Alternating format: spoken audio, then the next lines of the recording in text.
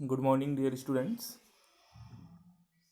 अभी तक आपने जितने भी लेक्चर कॉम्प्लेक्स एनालिसिस के पढ़े हैं उसमें आपने कॉम्प्लेक्स की बेसिक डेफिनेशंस पढ़ी हैं, एनालिटिक फंक्शन को भी पढ़ा है, डेरिवेटिव की डेफिनेशन पढ़ी है, कॉची-रीमान इक्वेशन का प्रूफ भी आपने पढ़ा है और मिलिंग थॉम्सन मेथड का काम करने का तरीका भी आपने पढ़ा है। तो अभी तक आपने जितना ही पोर्शन पढ़ा है वो सारा कॉम्प्लेक्स एनालिसिस का बेसिक था। आइए अब न्यूमेरिकल प्रॉब्लम्स की बात करते हैं। एग्जाम में काफ़ी अच्छे अच्छे न्यूमेरिकल प्रॉब्लम आते हैं, वो बहुत ज़्यादा वो टिपिकल नहीं होते हैं, तो आप उनको कर सकते हैं, लेकिन उसके लिए आपको बेसिक चीज़ें पता होना चाहिए जो कि आप पहले से ही 3 या 4 लेक्चर में कोशिश की गई है आपको उन्हें समझाने की। तो आइए पहला प्रॉब्लम लेते हैं जो आपको दिया हुआ है, आपकी स्क्रीन पर दिया हुआ है।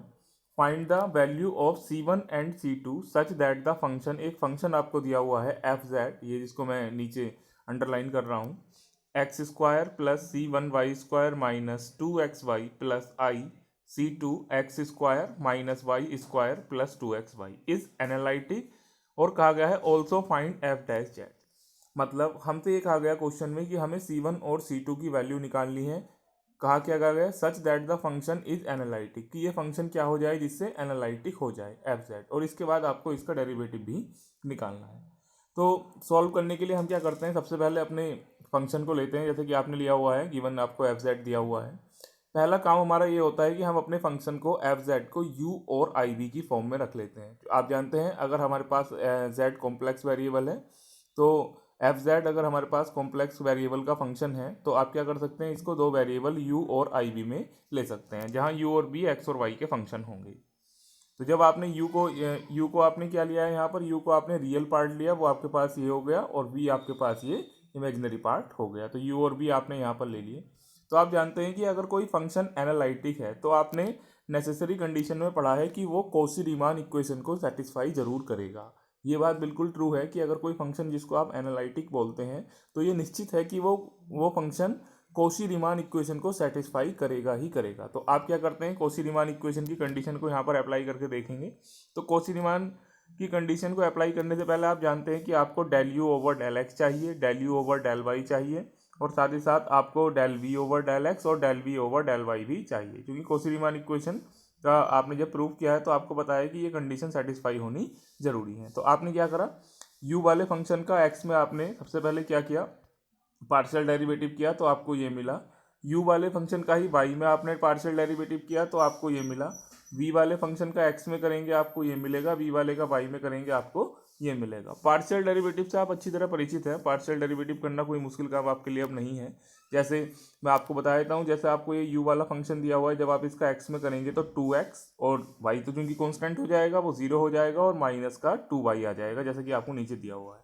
ऐसे ही जब आप इसका वाई में करेंगे, ऐसे ही वी का एक्स में और वी का वाई में करेंगे, तो पार्शियल डेरिवेटिव आपके लिए ज़्यादा बड़ी प्रॉब्लम नहीं है। तो ये करने के बाद जब आपने कॉची-रीमान इक्वेशन की फर्स्ट कंडीशन को लगाया तो वहाँ पर क्या होता है, del u over del x should be equal to del v over del y. तो जब आपने दोनों को इक्वेट किया तो आपको ये इक्वेशन मिलती है। ठीक है, तो जब आपने ये देखा तो ये कंडीशन बिल्कुल ट्रू है। यहाँ पर आपकी लेफ्ट हैंड साइड और राइट हैंड साइड क्या आ रही है, इक्वल आ रही है। इसका मतलब ये क्या हो गया, आपके पास कॉची-रीमान इक्वेशन की फर्स्ट कंडीशन सेटिस्फाई हो गई। आइए दूसरी कंडीशन की बात करते हैं। तो दूसरी कंडीशन में आपसे क्या कहा गया है, del u over del y must equal to minus del v over del x. ये आपने जब कॉची-रीमान इक्वेशन का प्रूव किया था तो ये दोनों कंडीशन आपके पास आई थी। जब आपने इस कंडीशन को इक्वल रखा, del u over del y की वैल्यू को minus del v over del x के इक्वल रखा, तो आपको एक इक्वेशन मिलती है। यहाँ से आपने दोनों साइड से क्या करा है कि कंपेयर किया है coefficient of x and y. X और वाई के दोनों कोफिशिएंट जब आप कंपेयर कर रहे हैं, तो जब आपने एक्स का कोफिशिएंट कंपेयर किया है दोनों साइड से, तो कितना आया, 2C1 इज इक्वल टू किसके, -2 के इक्वल। तो C1 की वैल्यू आपको मिल गई है वाई का कोफिशिएंट के कंपेयर करने पर। आगे जब आप एक्स का कंपेरिजन करते हैं तो आपको क्या मिल रहा है, यहाँ पर ये आपको मिलता है, ऊपर से एक्स का कोफिशिएंट कंपेयर करने पर -2 इज इक्वल्स टू -2C2, जिसको आप यहाँ पर देख सकते हैं इस टाइप से। तो कंपैरिजन करने पर आपको क्या मिली है, C1 और C2 की वैल्यू मिल गई है। तो यही आपको क्वेश्चन में फाइंड आउट करना था, C1 और C2 की ऐसी वैल्यू जिससे फंक्शन एनालिटिक हो जाए। तो आपने एनालिटिक की फंक्शन की कंडीशन को लगाया और उससे C1 और C2 की वैल्यू को निकाली। अब हमें करना क्या है, क्वेश्चन में सेकंड पार्ट कहा गया है f' भी निकालना है। तो f' के लिए आप क्या करते हैं, जो हमारे पास FZ है, FZ कितना होता है, u प्लस आई वी। तो जब आप इसका डेरिवेटिव करते हैं तो इधर कितना हो जाता है f' z, और इधर कितना, del u over del x और del v over del x, i के साथ ये आ जाता है इसका डेरिवेटिव करने पर, पार्शियल डेरिवेटिव करने पर। तो del u over del x, i del v over del x. अब हमारे पास क्या है, दोनों ही चीज़ें दी हुई हैं। Del u over del x की वैल्यू ये आपको दी हुई है और del v over del x की वैल्यू आपको ये दी हुई। दोनों आपने वैल्यू लगाई तो आपके पास ये फंक्शन बना। 2 कॉमन ले लिया आपने, x plus i Y, 2i x plus i Y, और एक्स प्लस आई वाई किसके इक्वल है, जेड के इक्वल दिया हुआ है। तो ये आपने इसका डेरिवेटिव आ गया आपके पास। तो ये फर्स्ट क्वेश्चन आपका सोल्व हुआ। आगे आने वाले क्वेश्चन में भी इसी टाइप का आपको काम करना है, तो ध्यान से देखते हैं आने वाले प्रॉब्लम, तो आपकी काफ़ी प्रैक्टिस हो जाएगी इन क्वेश्चन को करने से। सेकंड क्वेश्चन लेते हैं। इसमें आपसे कहा गया prove that the function sine hyperbolic Z is analytic and find its derivative. इस बार हमको प्रूव करना है कि ये जो फंक्शन साइन हाइपरबोलिक जेड आपको दिया हुआ है ये एक एनालिटिक फंक्शन है और हमें क्या करना है, इसका डेरिवेटिव भी फाइंड आउट करना है। तो हम क्या करते हैं, आपने फंक्शन लिया अपना एफ जेड, तो एफ जेड जब आप लेते हैं तो यू प्लस आई बी की फॉर्म में आता है। यहाँ पर फंक्शन आपको साइन हाइपरबोलिक जेड दिया हुआ है, तो जेड के प्लेस पर आप क्या रख सकते हैं, एक्स प्लस आई वाई रख सकते हैं, क्योंकि ये कॉम्प्लेक्स वेरिएबल। अब sign hyperbolic x plus i y के लिए फॉर्मूला होता है, जिसको मैं नीचे यहाँ पर लिख भी रहा हूँ कि sign hyperbolic x plus i Y कितना होता है हमारे पास, ये फॉर्मूला आपको याद भी रखना है। Sine a into cos sine hyperbolic x into cos y plus i का कोस हाइपरबोलिक कोस एक्स और sine y. Sine hyperbolic x plus i y के लिए फॉर्मूला है sine hyperbolic x cos y plus i cos x sine y. ये formula आपको ध्यान रखना है। तो जब आपने इस फॉर्मूले को यहाँ पर लगाया तो आप देखते हैं कि आपके पास रियल और इमेजिनरी पार्ट दोनों सेपरेट हो गए हैं। तो आप क्या करते हैं, यहाँ से यू की वैल्यू को आपने ये ले लिया, ये क्या हो गया आपके पास यू की वैल्यू, और ये वाली आपके पास क्या होगी है बी की वैल्यू। रियल और इमेजिनरी पार्ट को आपने अलग अलग कर लिया। ये काम आपने फॉर्मूला अप्लाई क्यों किया, जिससे आपका ये sign hyperbolic x plus i Y real और इमेजिनरी पार्ट में सेपरेट हो जाए। तो ऊपर वाले फॉर्मूले को भी आपको याद रख लेना है, प्रूफ की जरूरत नहीं है, यहाँ पर डायरेक्टली इसको याद रख सकते हैं। अब आपने जब कंपैरिजन किया तो यू और वी आपको मिलते हैं, यू और वी आपके पास रखे हुए हैं। अब सी आर इक्वेशन की कंडीशन को लगाने के लिए आप जानते हैं कि पार्शियल डेरिवेटिव आपको निकालने हैं। Del u over del x आपको चाहिए, del u over del y आपको चाहिए, del v over del x, del v over del y आपको चाहिए। तो जब आप del u over del x कर रहे हैं तो यू वाले फंक्शन का जब आप एक्स में डिफरेंशिएशन करते हैं, साइन हाइपरबोलिक एक्स का कोस हाइपरबोलिक एक्स हो जाता है, कोस वाई यहाँ पर एज इट इज रखा रहेगा। बी यू वाले फंक्शन का ही जब आप बाई में करते हैं तो sine hyperbolic x as it is रखा रहेगा, कोस बाई का माइनस साइन बाई यहाँ पर हो जाएगा। ऐसे ही जब आप बी वाले फंक्शन की बात करते हैं तो जब आप बी वाले फंक्शन का एक्स में करते हैं तो कोस हाइपरबोलिक एक्स का साइन हाइपरबोलिक एक्स हो जाता है और sine y as it is रखा रहेगा। जब आप इसी वाले फंक्शन बी का वाई में करेंगे तो cos hyperbolic x as it is रहेगा और साइन वाई का क्या हो जाएगा, कोस वाई हो जाएगा। ये डेरिवेटिव निकालने के बाद जब आपने कोसी-रीमान इक्वेशन की कंडीशन में रखकर देख रहे हैं, इस कंडीशन को कोसी-रीमान इक्वेशन बोलते हैं, आपने प्रूफ भी किया है, वहाँ पर पढ़ा भी है कि del u over del x equal to del v over del y and del u over del y equals to minus del v over del x. तो ये जब आपने कंडीशन देखी तो del u over del x is equals to del v over del y, यहाँ लिख भी रहा है आपको, del u over del x is equals to del v over del y and del u over del y is equal to minus del v over del x. तो condition satisfy है, इसका मतलब सी आर इक्वेशन सेटिस्फाई हुई। तो आपने नीचे लिखा हुआ है सिंस साइन हाइपरबोलिक है cos y sine y and cos y are continuous function. Continuous होते हैं, वह लिखने की जरूरत नहीं है, डेरिवेटिव्स हैं, ट्रिग्नोमेट्रिक फंक्शन है, कॉन्टिन्यूअस रहेंगे। तो ये क्या कर रहे हैं, और ये कोसी-रीमान इक्वेशन की कंडीशन को सेटिस्फाई भी करते हैं। तो जो भी आपके पास ये ट्रिग्नोमेट्रिक फंक्शन है, कॉन्टिन्यूअस फंक्शन है, कोसी-रीमान इक्वेशन को सेटिस्फाई कर रहे हैं, इसका मतलब ये फंक्शन क्या हो गया है, एनालिटिक फंक्शन हो गया है। तो जब भी आप ध्यान रखें, जब भी आपको एनालिटिक प्रूफ करना होगा फंक्शन को, तो आपको कोसी-रीमान इक्वेशन को सेटिस्फाई कराकर दिखाना ही पड़ेगा। तो ये आपने प्रूफ किया यहाँ पर। अब आइए इसका जो सेकंड पार्ट है उसमें क्या कहा गया, एफ डैश जेड भी आपको निकालना है। तो like previous question f dash z कितना हो जाएगा, del u over del x del plus i del v over del x. क्योंकि आप जानते हैं कि एफ जेड कितना होता है आपके पास, ये होता है u प्लस आई वी के इक्वल होता है। तो एफ डैश जेड कितना हो जाता है, del u over del x plus i del v over del x. Previous question में भी आपने किया, दोनों की वैल्यू आपके पास पहले से है, del u over del x की और del v over del x की दोनों वैल्यू आपने रखी। तो ये जो फॉर्मूला आपके पास बनता है, ये cos hyperbolic x cos y i sine hyperbolic x sine y, ये किसका बन जाता है, cos hyperbolic x plus i y का। तो दोनों ही फॉर्मूले आपको याद रख लेने हैं कि cos sine hyperbolic x plus i y का, cos hyperbolic x plus i y का, एक्स प्लस आई वाई को आपने जेड रख दिया। तो इस क्वेश्चन में जो दो ये एक्स्ट्रा फॉर्मूले यूज हुए हैं, इनको आपको अपने पास कहीं नोट कर लेना है कि जैसे आपने ऊपर आपके पास आया था ये अगर मैं बात करूँ ऊपर आपके पास ये फॉर्मूला आया था, ये एक तो ये वाला आपके पास कि sign hyperbolic x plus i y, ये वाला, इस फॉर्मूले को आपको याद रखना है। और काफ़ी इंपॉर्टेंट है, आगे भी काम आ सकते हैं ये फॉर्मूले जब आप नेक्स्ट ईयर या नेक्स्ट और भी स्टडी करेंगे तो। और ऐसे ही आपके पास ये किसका फॉर्मूला है, cos x plus i y के लिए ये वाला फॉर्मूला आपको याद रखना है। तो आइए थोड़ा आगे बढ़ते हैं और प्रॉब्लम लेते हैं इसके ऊपर। नेक्स्ट क्वेश्चन में आपसे कहा गया है सो दैट, ये जो फंक्शन आपको दिया गया है f z equals to log x आपको दिया गया है। तो इसमें आपसे क्या कहा गया है कि f z equals to log x is analytic everywhere. आपको ये प्रूव करना है कि ये जो फंक्शन लॉग जेड है, log z f z equals to log z is analytic everywhere in the complex plane except at origin and find its derivative and its derivative is 1/z। तो आपको यहाँ पर क्या करना है कि आपको ये बताना है कि ये जो function f z equals to log z है ये सभी जगह एनालिटिक फंक्शन है, मतलब सभी जगह कॉची-रीमान इक्वेशन को सेटिस्फाई करेगा एक्सेप्ट एट ओरिजिन, किसको छोड़कर, सिर्फ ओरिजिन को छोड़कर। और इसके बाद आपको इसका डेरिवेटिव भी ये प्रूव करना है कि आपको बताना है कि इसका डेरिवेटिव क्या आएगा 1/z। तो ये आपको क्वाइट क्लियर भी है, जैसे रियल वेरिएबल में होता है कि अगर log x का आप डेरिवेटिव करते हैं तो क्या आता है 1/x आता है। तो वैसे ही यहाँ पर आपको प्रूव करना है एफ जेड log x है तो एफ जेड क्या आएगा 1/z आएगा। तो आइए लेते हैं इस क्वेश्चन को। तो जब आपने इस क्वेश्चन को यहाँ पर लिया तो एफ जेड इक्वल्स टू कितना मिला आपके पास, u प्लस आई वी की फॉर्म में आप इसको लिखते हैं, log z आपको दे रखा है। ये सब अच्छे क्वेश्चन है जो ही मैंने यहाँ पर लिए हैं। तो log z आपके पास कितना हो गया, log x plus i Y. अब हमारे सामने वही प्रॉब्लम है, सबसे पहला काम हमारा ये होता है हम अपने फंक्शन को u प्लस आई वी की फॉर्म में लिखें।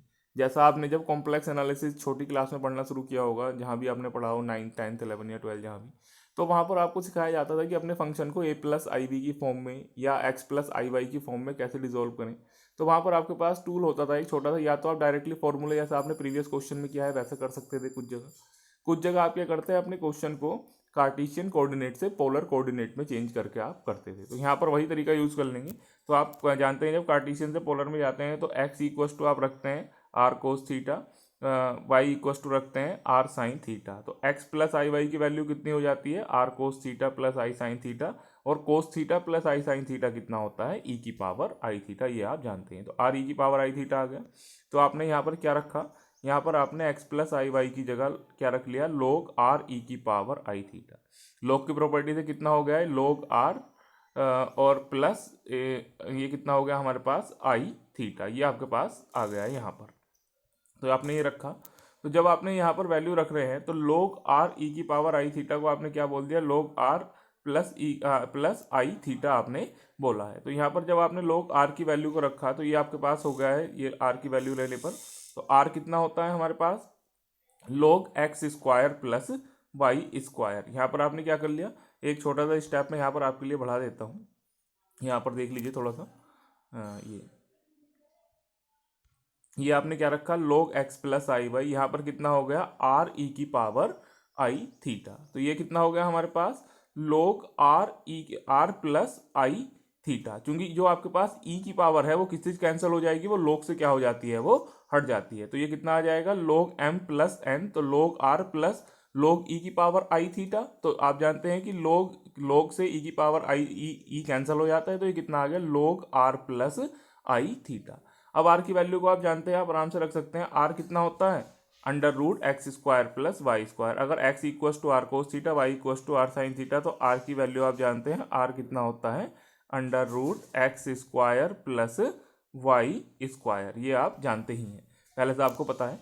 तो आपने यहाँ पर जब ये वैल्यू रखी आर की तो कितना हो जाए 1/2 बाहर आ जाएगा, log x square plus y square. ये वाला टर्म आप इसको इजीली देख सकते हैं यहाँ पर, ये वाला, क्योंकि आर कितना है under root x square plus y square, तो अंडर रूट का 1/2 बाहर आ गया, लोग x square plus y square i theta. Theta कितना होता है हमारे पास tan inverse y upon x. ये आप कई बार आपने किया भी है कि जब आप कार्टेशियन से पोलर में करते हैं तो x equals to r cos theta, y equals to r sine theta, r कितना होता है under root x square plus y square, theta कितना होता है tan inverse y upon x. तो ये सब वैल्यू आपने लगा दी। बस यहाँ पर थोड़ा ध्यान देने की जरूरत है, इसकी स्टेप को मैं फिर से आपको समझा रहा हूँ यहाँ पर कि जब आपने log r plus log e की पावर आई थीटा करेंगे तो log r अपनी जगह, log e की पावर आई थीटा मतलब आई थीटा हो जाएगा। दोनों की यहाँ पर वैल्यू को आपने रखा। अब यहाँ पर आपने क्या कर लिया, ये आपके पास रियल पार्ट और ये कितना हो गया, इमेजिनरी पार्ट हो गया। तो आपने इसको u कहा और इस वाले पार्ट को आपने v कहा। तो ये करने के बाद आपके पास क्या हो गया, del u over del x आपको निकालना है, del u over del y निकालना है, del v over del x और del v over del y आपको निकालना है। क्यों? क्योंकि सी आर इक्वेशन को आपको दिखाना है। तो यू का एक्स में आप डिफ्रेंशिएशन करेंगे तो यहाँ पर कोई मुश्किल काम नहीं है। तो जब आप यू का एक्स में करेंगे तो 1/2 अपनी जगह है, log x square plus y square, x square का एक बार और करेंगे 2x, तो उससे 1/2 कैंसिल हो जाएगा। यू का जब वाई में करेंगे तो 1/2 कितना हो जाए, 1/x square Y square, Y का करेंगे 2y आएगा, 2 से 2 कैंसिल। ऐसे ही आपने v का x में करा है और v का y में। ये पार्शियल डेरिवेटिव आप इजीली कर सकते हैं। अगर इसमें आपको कहीं प्रॉब्लम है तो आप फोन करके भी पूछ सकते हैं, व्हाट्सएप पे आस्क कर सकते हैं। वैसे पार्शियल डेरिवेटिव में इतनी प्रॉब्लम नहीं है, काफ़ी आप काम कर चुके हैं प्रीवियस सेमेस्टर में भी और इसमें भी। यहाँ पर आप देखते हैं कि del u over del x किसके इक्वल है, del u over del x किसके इक्वल है, del v over del y के, और del u over del y किसके इक्वल है, minus del v over del x के। इसका मतलब सी आर इक्वेशन क्या हो रही है, सेटिस्फाई हो रही है। अब सी आर इक्वेशन सेटिस्फाई हो रही है लेकिन except x square plus y square बराबर 0। अगर हम कहीं पर भी ये टर्म नीचे वाला जो कि डिनोमिनेटर में दिया हुआ है यहाँ पर सभी टर्म्स में x square plus y square 0 हो जाएगा, तो समथिंग अपॉन 0 इनफाइनाइट हो जाएगा। मतलब ये पार्शियल डेरिवेटिव सब जगह एग्जिस्ट करते हैं, किस चीज़ को छोड़कर, except x square plus y square बराबर 0। और अगर x square plus y square 0 है तो इसका मतलब क्या है, हमारे पास क्लियर सा मैसेज है कि एक्स बराबर 0 होना चाहिए और वाई बराबर 0। मतलब आपका जो फंक्शन log z है वो सभी जगह एनालिटिक है, किसको छोड़कर, आपका फंक्शन सभी जगह एनालिटिक है, किसको छोड़कर, ओरिजिन को छोड़कर। ओरिजिन यानी x प्लस वाई को छोड़कर सभी जगह आपका फंक्शन क्या है, एनालिटिक फंक्शन है, ओरिजिन को छोड़कर। अब आपने क्या कहा कि ये जो आपके पास एफ डैश जेड आपको निकालना है, तो एफ डैश जेड की डेफिनेशन काफ़ी बार तीनों क्वेश्चन में यूज हुई है। तो del u over del x के बराबर i del b over del x. Del u over del x आपके पास है, ये रहा, del b over del x है, ये रहा, x minus i y, x plus i y, ये आपके पास आ गया है। तो आपने यहाँ पर एक छोटा सा काम और कर लिया है, ये जो आपके पास नीचे नेक्स्ट स्टेप में आया है, तो आपने क्या लिया, एक्स माइनस आई वाई, नीचे वाले को एक्स प्लस आई वाई और एक्स माइनस आई वाई में लिखा, तो एक टर्म क्या हो जाएगा, ये वाला टर्म इससे कैंसिल हो जाएगा, 1/x प्लस आई वाई, ये कितना आ जाएगा, 1/z। तो आपने क्या कर दिया है, डेरिवेटिव को भी एफ डैश जेड को यहाँ पर 1/z क्या है, प्रूव कर दिया है। तो यहाँ पर आपने आज क्या किया है कि कुछ न्यूमेरिकल प्रॉब्लम यहाँ पर डिस्कस किए हैं। एक छोटा सा न्यूमेरिकल प्रॉब्लम नीचे और भी दिया हुआ है, इसको भी मैं आज ही डिस्कस कर लेता हूँ, कल आगे की बात करेंगे। तो इसमें आपने क्या करना है, ये बताना है, सो दैट ये जो फंक्शन है, if f z is analytic and real part of f z is constant then f z is a constant. आपको ये बताना है एफ जेड कोई अगर एनालिटिक फंक्शन है तो जो उसका रियल पार्ट है एफ जेड का वो किसके बराबर है, कॉन्स्टेंट के आपको दिया हुआ है। तो आपको बताना है एफ जेड भी क्या है, एक कॉन्स्टेंट फंक्शन है। तो आपने यहाँ पर ले लिया एफ जेड, क्या ले लिया, u plus x y, u x y plus i v x y, और इसको आपने क्या कहा, एनालिटिक, क्योंकि क्वेश्चन में आपको दिया गया है। और अगर ये एनालिटिक है तो क्या करेगा, सी आर इक्वेशन को सेटिस्फाई करेगा। क्वेश्चन में ही आपको एनालिटिक दिया हुआ है, यहाँ पर प्रूफ आपको करना है, तो सी आर इक्वेशन को सेटिस्फाई करेगा। अगर आप रियल फंक्शन की बात करें तो रियल आपके पास क्या कहा गया क्वेश्चन में कि real part of f z is constant, ये भी आपको दिया हुआ है। तो आपको पता है कि रियल पार्ट कितना हो गया आपके पास, कॉन्स्टेंट है। तो रियल पार्ट कांस्टेंट है तो इसका मतलब क्या हो जाएगा कि del u over del x भी 0 और del u over del y भी 0, क्योंकि रियल पार्ट को कांस्टेंट कहा गया। रियल पार्ट किसके इक्वल होता है, यू के इक्वल। तो इसका मतलब यू का एक्स में डेरिवेटिव और यू का वाई में क्या हो जाना चाहिए, 0 के बराबर। तो सी आर इक्वेशन में जब आप वैल्यू रखते हैं तो del v over del x भी 0 के बराबर और del v over del y भी 0 के बराबर आपको दिया हुआ है। इसका मतलब आपके पास क्या होगा, ये जो फंक्शन है वी एक्स वाई बराबर C2, ये भी क्या हो गया, कॉन्स्टेंट हो गया। क्यों, क्योंकि जब आपने सी आर इक्वेशन अप्लाई करेंगे तो del u over del x से del u over del x इसके बराबर, del v over del y के यानी del v over del y भी 0 के बराबर। और सेकंड कंडीशन है जब आप del u over del y को del v over del x के बराबर रखेंगे तो ये भी क्या हो गई, 0 के बराबर हो जाएगी। तो यानी b x y equal to C2 वो भी क्या हो गया, कांस्टेंट के बराबर, क्योंकि उसका डेरिवेटिव भी 0 के बराबर आ गया है। तो अब यानी एफ जेड किसके बराबर होता है, u प्लस आई वी के बराबर, ऊपर डेफिनेशन में दिया हुआ है। तो एफ जेड यानी C1 भी कांस्टेंट और आई C2 भी कांस्टेंट, तो यानी ये एफ जेड क्या हो गया, एक कांस्टेंट फंक्शन हो गया है। तो आज आपने 3 या 4 बड़े अच्छे प्रॉब्लम को एनालिटिक फंक्शन के ऊपर डिस्कस किया है। कल और भी न्यूमेरिकल प्रॉब्लम लेंगे, उन्हें भी डिस्कस करेंगे। तब तक आप इन्हें अच्छे से पढ़ लीजिए और इनके बारे में जो भी आपकी क्वेरीज हैं वो आप हमसे कंफर्म कर लीजिए और नेक्स्ट लेक्चर में इससे आगे के न्यूमेरिकल प्रॉब्लम सॉल्व करेंगे। Thank you student.